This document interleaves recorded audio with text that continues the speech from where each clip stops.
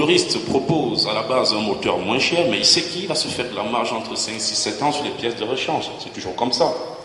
Alors qu'aujourd'hui, j'ai fait la promotion des microturbines. Les microturbines sont beaucoup plus adaptées pour produire de l'électricité d'origine renouvelable en Afrique parce qu'elles n'utilisent pas de l'huile pour fonctionner et c'est un système beaucoup plus simple. Et la grosse question que je suis en train de répondre dans plusieurs de mes conférences, c'est d'essayer de comprendre pourquoi l'Afrique, moi je ne suis pas un décideur, mais pourquoi on n'utilise pas les microturbines pour produire de l'électricité?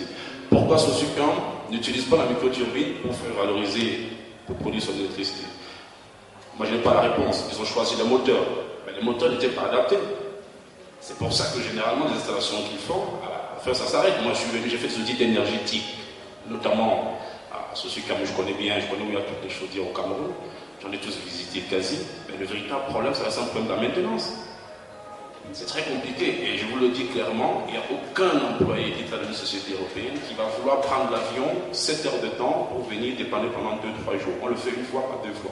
Donc moi-même d'ailleurs, quand tu viens une fois, la deuxième fois, s'il y a encore une panne, il faut que tu reviens, c'est trop de risques.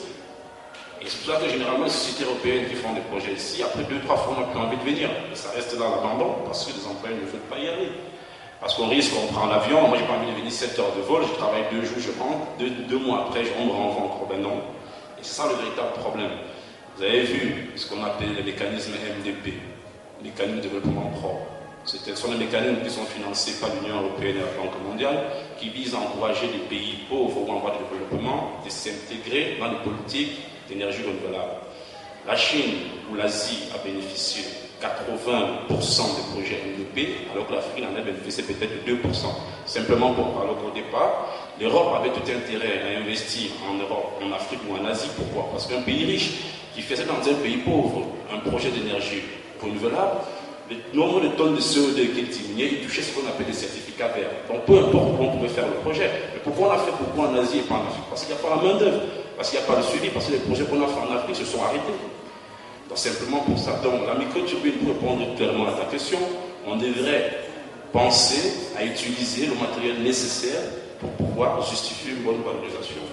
Voilà. Et sur le biogaz, pour dire pourquoi les petits agriculteurs ou bien les collectivités qui mettent sur pied des projets de biogaz, ils ne vont pas loin. Oui, vous savez, il y a une méthode traditionnelle, de manière très simple, les projets de biogaz, on a l'impression que c'est très simple pour mettre en œuvre, mais pour qu'un projet soit durable, il doit avoir une analyse assez complète.